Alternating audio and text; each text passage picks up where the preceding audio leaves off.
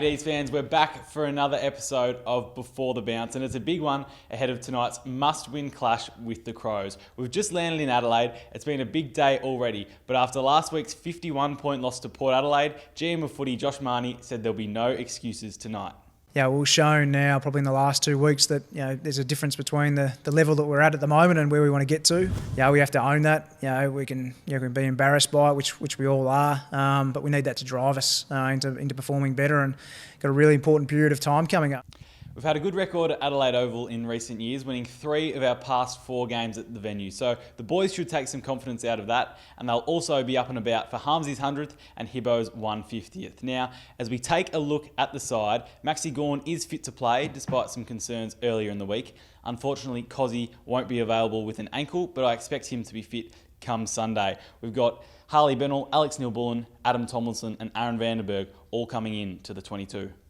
These inclusions help add plenty of run to the side and will help out Ed Langdon, who I think has been really important in 2020, not just for his ball-winning ability, but his run that won't always be seen on camera. Last week against the Power, as we see here, he starts there at half forward, and when Port Adelaide get the ball, gets on his bike, runs the length of the field, and eventually cuts this one off in the goal square. So really good defensive running. And secondly here, the rundown chase. Hopefully our inclusions can add plenty of that pressure tonight. And now we've got one of those inclusions, Alex Neil-Bullen, with us. Nibbler, thanks very much for your time. Yeah, Benny. Now, obviously it's been a frustrating wait for you. How itching are you just to get out there tonight?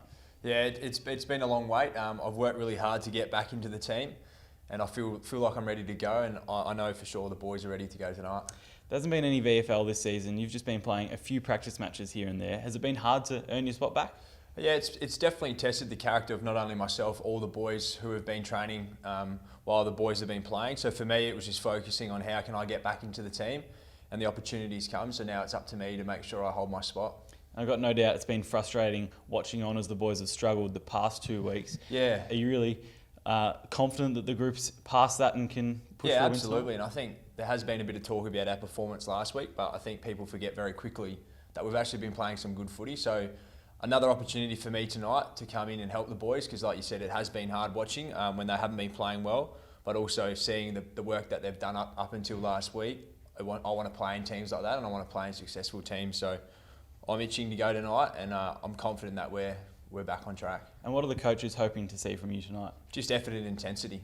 We know what we're capable of, and it's a massive opportunity against Adelaide, who are actually a good side when they're up and going. So they're no walkover tonight, and I think we all know that, and we're up for the challenge. How's hub life been for you so far? Obviously, not playing footy, it's got to be annoying, but then you've had your girlfriend Georgie join you in recent weeks. What's it been like so far? Yeah, it's been great. She came at a good time. She got up here in Queensland last Sunday. Probably leading up into that, we got a little puppy as well, so we had to leave him behind. He's actually here in Adelaide, so hopefully if all gets ticked off, I can catch up with him while I'm here. And then probably going on top of that, probably the family aspect of it. Family's here in Adelaide, so another just luck that I'm playing here tonight and they can come and watch. So that's probably going to get me through. And it's been tough, but it's also great to spend time with everyone. And you definitely see different sides of people, the good and the bad, but I feel like overall it's been a great, successful time.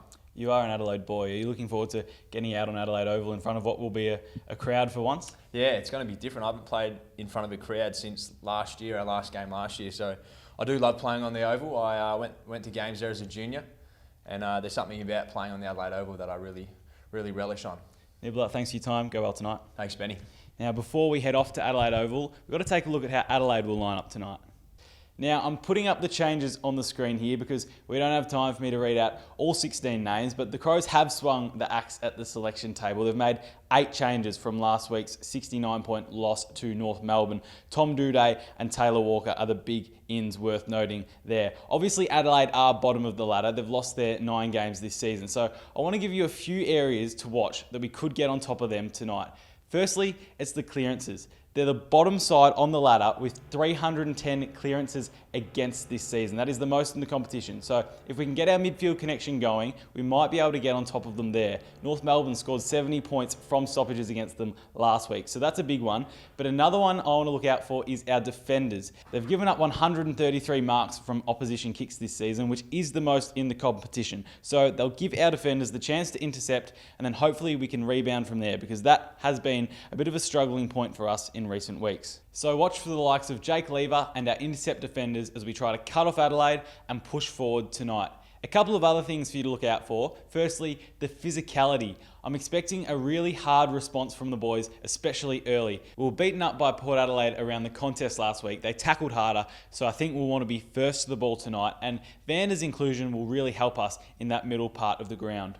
And lastly, watch for the way we turn the ball over tonight. Of course, in every game of footy, you're going to make mistakes, but the ones I want you to look for is the ones that aren't under pressure and they're avoidable. Look at these examples here from last week. Simple handballs, this one from track over the head. Lockhart puts it behind Hibberd, leads to the turnover.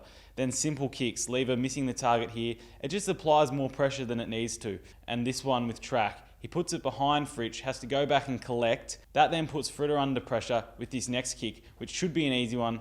He misses the target and eventually the turnover comes. So watch for that tonight. Hopefully we can clean up that ball use around the ground. That's all from Before the Bounce. We're about to head off to Adelaide Oval, so stay tuned for more social coverage throughout the night.